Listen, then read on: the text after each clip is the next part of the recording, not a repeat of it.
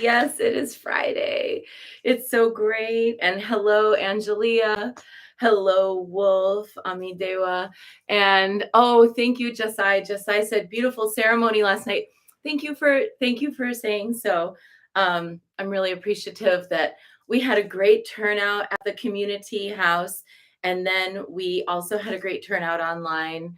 Good morning. Good morning. Um, I wanted to just share two things today. One, I have just like a funny personal story that I think you might like, so I'm going to share it. And it's about the skirt that I'm wearing. So I'm going to start with this, and then I'm going to move on to talk a little bit more about the Black Madonna. But I just really felt like I woke up, and when I put this on today, I really wanted to share it. So let me show you. So take a quick look here at this skirt that I'm wearing. Okay, like a hippie skirt with a little scrunchy waist. Okay, and this beautiful pattern, cotton. All right, now I'm going to tell you the story. I bought this skirt at a store that's now out of business in Cooperstown, New York, when I was 13 years old. When I was about 20, I gave it to Goodwill because I thought my style was changing, and I got rid of a whole bunch of my hippie clothes at that time. And then when I was about 26 or 27, I went into the Goodwill because I'm a lifelong thrifter, and I found it and I bought it back again. So this skirt was mine, and then it went to the Goodwill and it had its life, and then it came back to me. I rebought it from the Goodwill like 6 years later, maybe even 7 years later. And I've had it ever since. And so I just thought I'd share the fun adventure of this skirt. Okay, with my hippie skirt. And obviously, I never did give up my hippie ways. So there you have it. Okay, so now I want to just chat a little bit more about last night's ritual. And thank you to everyone who attended and who watched, even if you just watched a little bit. I know it was long, but we did some good work last night. Every year, when we go through the cycle of goddesses in the temple, and Serena is like, hi, Serena. Every year, when we go through the cycle of goddesses in the Mount Shasta Goddess Temple, the goddesses that we're working with are goddesses that I've had long-term relationships with. So the oldest of these relationships, well, I dare say the oldest of these relationships is the Black Madonna, because being raised in a Catholic household, Mary, and especially a Polish Catholic household, the Black Madonna of Częstochowa was all around. So that would be the oldest of those relationships. And I have letters from my grandmothers on both my mother's and father's side, exhorting, as when I was a child, exhorting me to pray to the Blessed Mother every day. And I still do. But even the most recent of these relationships would be my relationship with Magu, who I've been studying for about 8 years and who I dedicated myself formally to about 6 years ago. So after about 2 years of study, I decided to formally just offer myself to the work of Magu. So that's the most recent of those relationships. And all the other relationships with the goddesses that we honor in the Mount Shasta Goddess Temple hover anywhere in length for me from about 10 to 20 years. Although, like Aphrodite and Hecate and the Black Madonna are much older than that. They've been with me since I was much smaller. Like when I was like, I think Aphrodite came along when I was in about 6th grade, and Hecate came along when I was in about 10th grade. So just to give you a little perspective on, these relationships are really important to me, and they've been important to me for a long time. Even before I knew the name of calling myself a goddess worshiper, or, use the word pagan or anything like that, I was a polytheist. I was a clumsy polytheist. I didn't know a lot about it, but I knew I felt a calling, and I did do my best to create relationships. I believed very early on.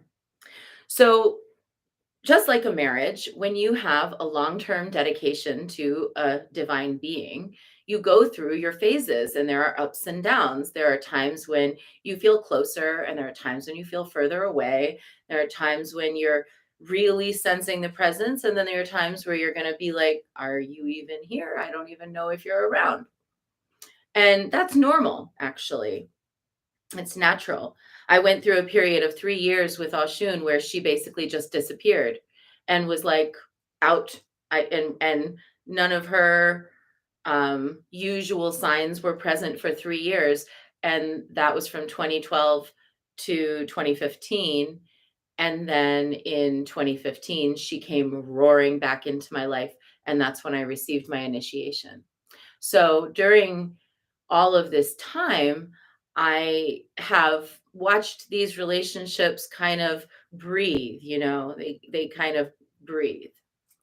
But each year, what I try to do in order to keep the relationships fresh and in order to keep my own spiritual growth at an honorable pace is that I try to do a little something different for these goddesses every year. So in a given year, when we have the 12 months and each month has one of the 12 goddesses that I have public dedications to, I will either memorize a certain classical prayer, or I might write a prayer or a song for them, or I might do some type of research, read a book, do a ceremony, learn a method of divination that's associated with them, something like that. All that kind of stuff happens.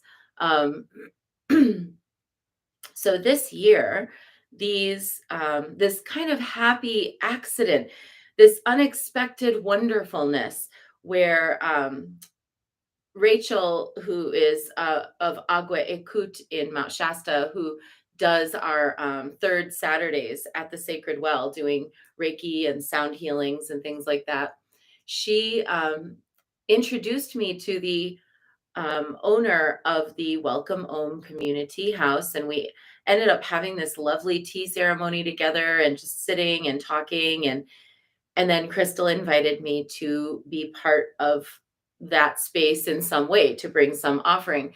So this year, what I'm doing as my way of growing with my goddesses is to offer these ceremonies and to prepare the notes and to do some extra research and to actually prepare for each goddess sets of formal ceremonies where I could bring a ceremony for that particular goddess complete, that's about 60 to 90 minutes in duration anywhere I went, so that if someone were, for example, saying to me that they wanted to get to know Aphrodite better, that I would have a ceremony that we could do together. Or somebody said, oh, I really want to get more into the Black Madonna. Now I have the rosary that I've, written for us, our temple's use.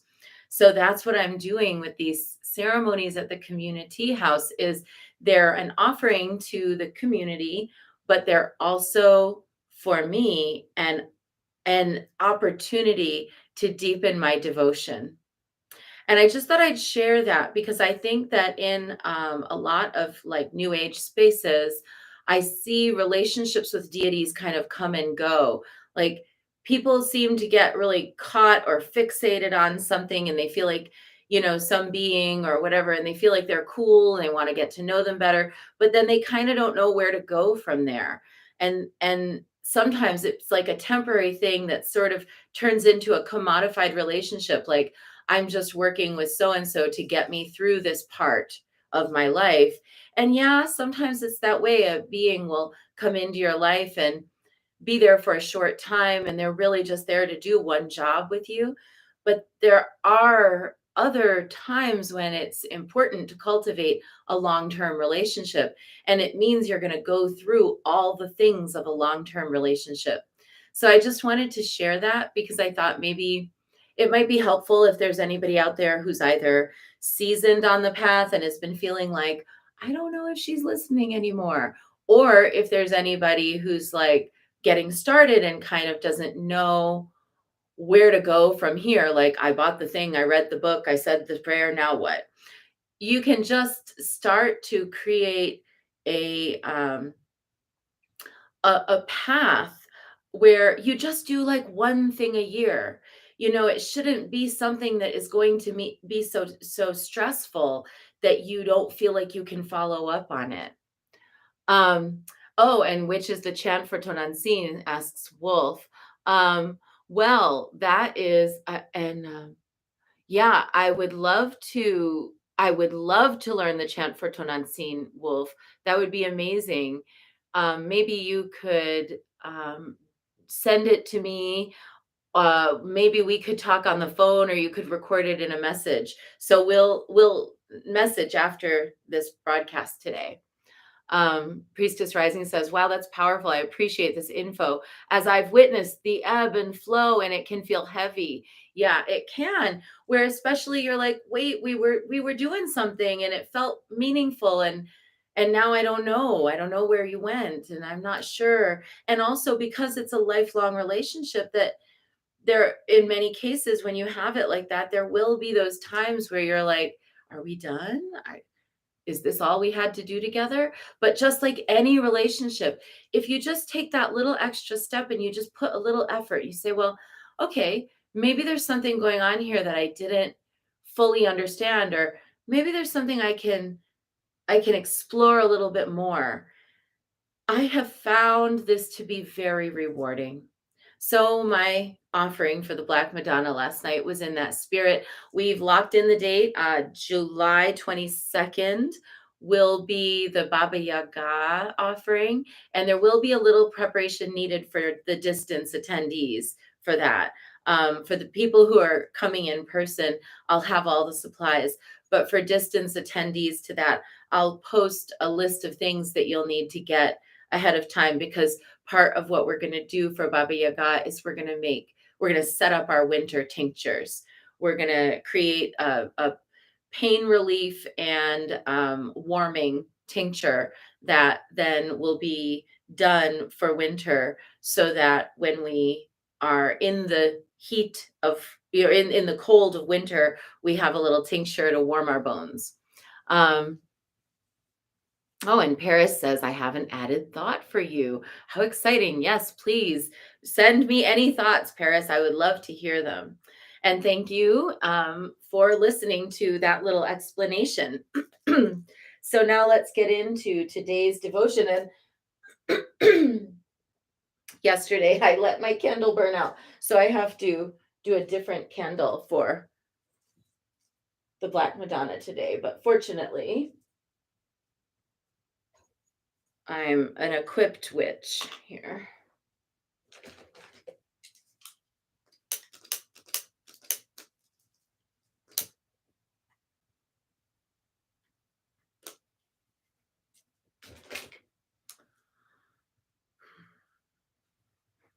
One of the things that I said in last night's broadcast is that every time I say the prayers of my youth from the Catholic tradition, every time I sit in my authority as a woman holding the space for my own devotion, I feel like it's a radical act that helps me to reclaim some of the power that I felt was denied me as a female bodied being in that religion.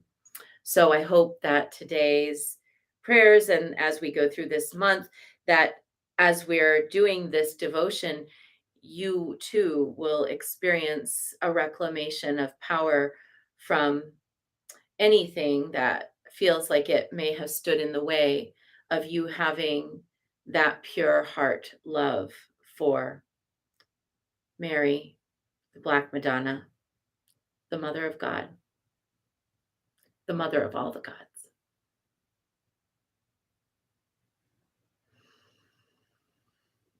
Salve Regina, Mater Misericordiae, vita dulcedo, et spes nostra salve.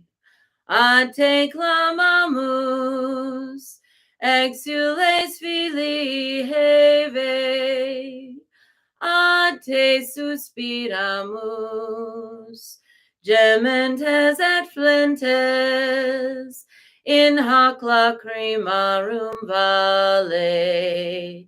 Ea ergo, advocata nostra, ilos tuos misericordes oculos ad nos converte, et Jesum benedictum fructum ventris tui, nobis post hoc exilium ostende. O clemens, O pia, O dulcis Virgo Maria.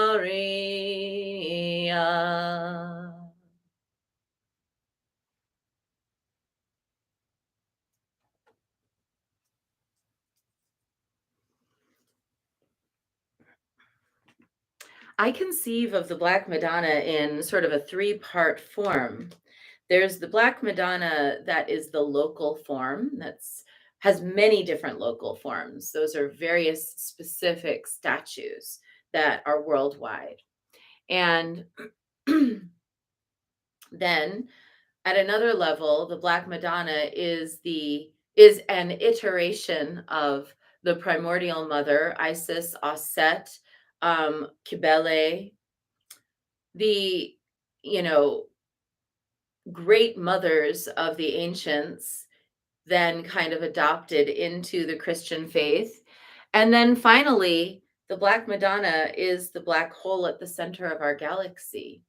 That is the disappearing point and appearing point of phenomena for our galaxy. The sort of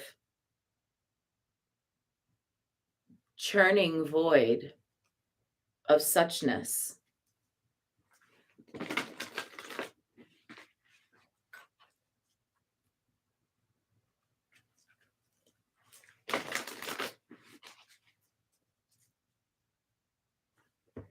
And I don't see these three things as being separate. They're part of a flowing continuum. Back again, Our Lady of Nourishment.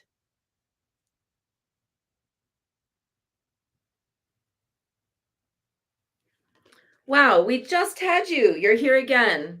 I know why. I don't know why this card came up, but I will just say it's like she's noting that yesterday I had breakfast at 2 o'clock, and that turned out to be, and that I had breakfast at 2 p.m. and I had a salad at like 9:30 p.m. And that was my breakfast. That was my whole day. So maybe she's like, girl, get yourself some breakfast. Do you hunger for love, for security, for knowing that all will be well? Do you hunger for food, for possessions, for relationships, for opportunities to be free in the world and make your mark? Do you hunger for feelings of tenderness, appreciation, and acknowledgement?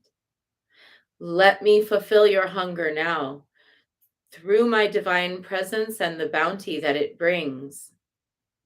Let me fulfill your hunger that you may know fullness, not only fed by spiritual worlds, but nourished through the delight in your precious life in this physical world through which you are approaching your spiritual enlightenment. And I'll read some parts that I didn't read last time.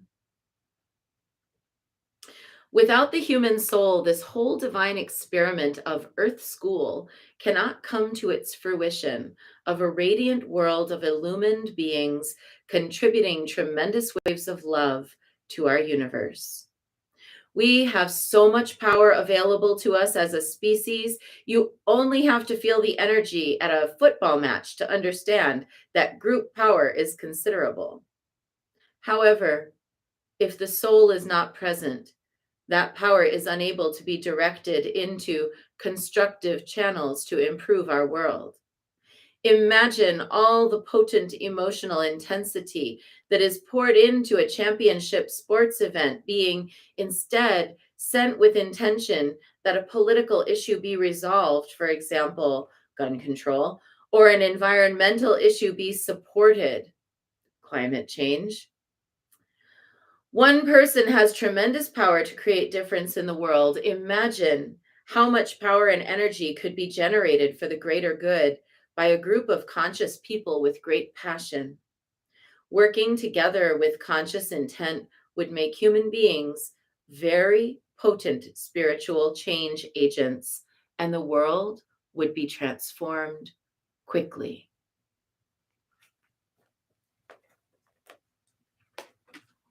Last night in our ceremony, we dedicated ourselves to the practice of observing Black Butte, which is a cinder cone of Mount Shasta, as an agent of liberation, as a local Black Madonna, so that anyone who drives past Black Butte, if they're in a state of being oppressed, of being trafficked, of being suppressed, of being impoverished, of ill health, that just the act of passing by Black Butte would be a benediction, a blessing. So let's hold that intention, continue to hold that intention. And if you're watching this and you drive past Black Butte on a regular or semi-regular basis, or even if you just drive past Black Butte once in a great while, headed up I-5 from, one end of California to, or really, from, you can take 5 from all the way from Southern California all the way up to Washington, I think.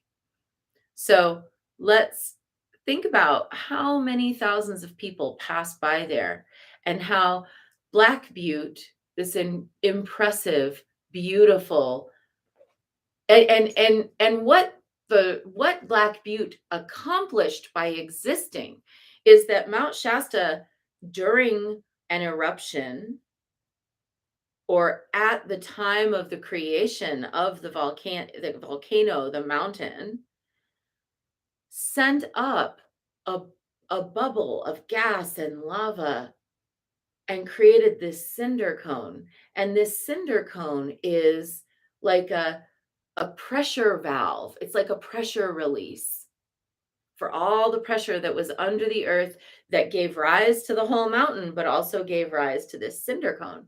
So if we think of it that way, the nourishment that Black Butte has to offer humanity as we go past her is that we too get that pressure valve or that escape route.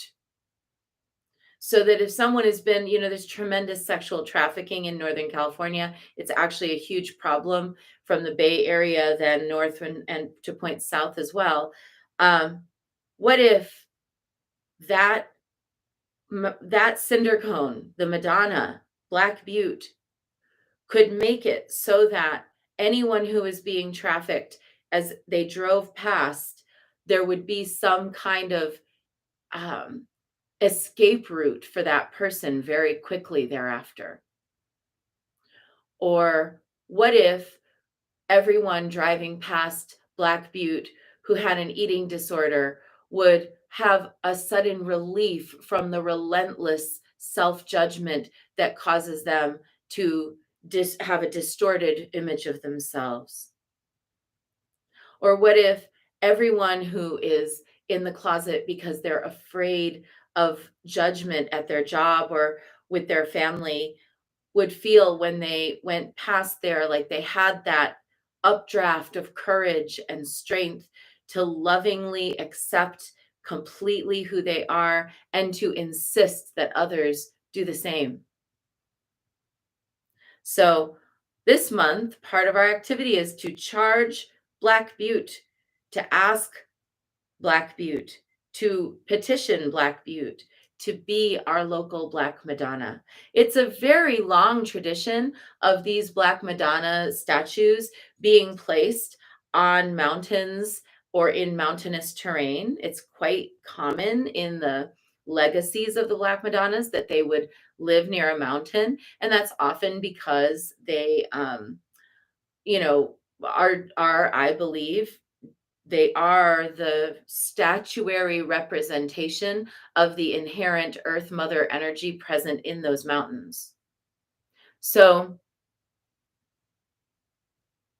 if we were classical devotees, which we are in this temple, we would be honoring the presence of the mountain as a goddess, and a statuary representation of that mountain goddess would bear the energetic imprint of that mountain goddess. I find that very nourishing. Let's do that. That's our short bit for today. If that's what you were here for, a little sip of coffee here. I was up late ritualing last night. And let's do our practice. 3 prostrations before the shrine.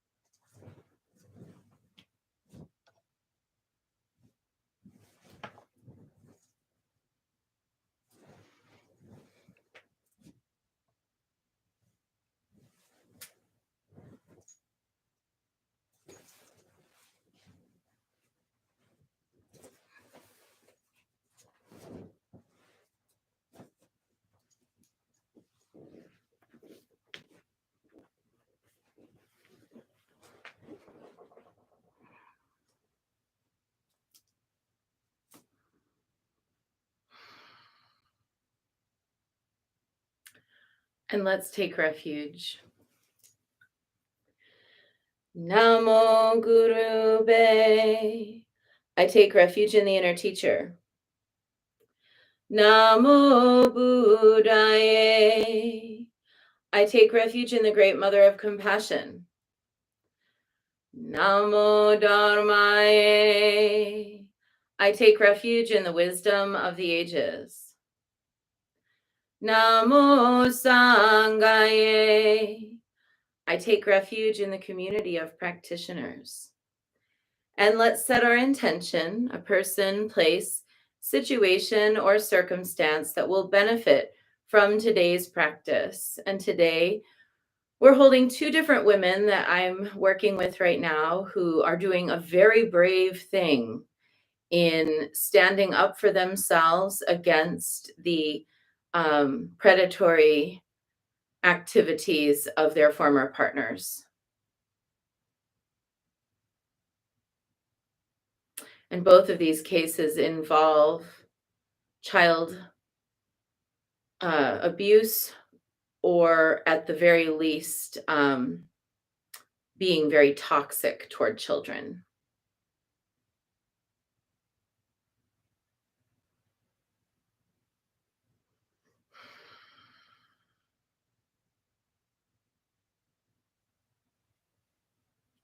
And let's recite the Four Immeasurables.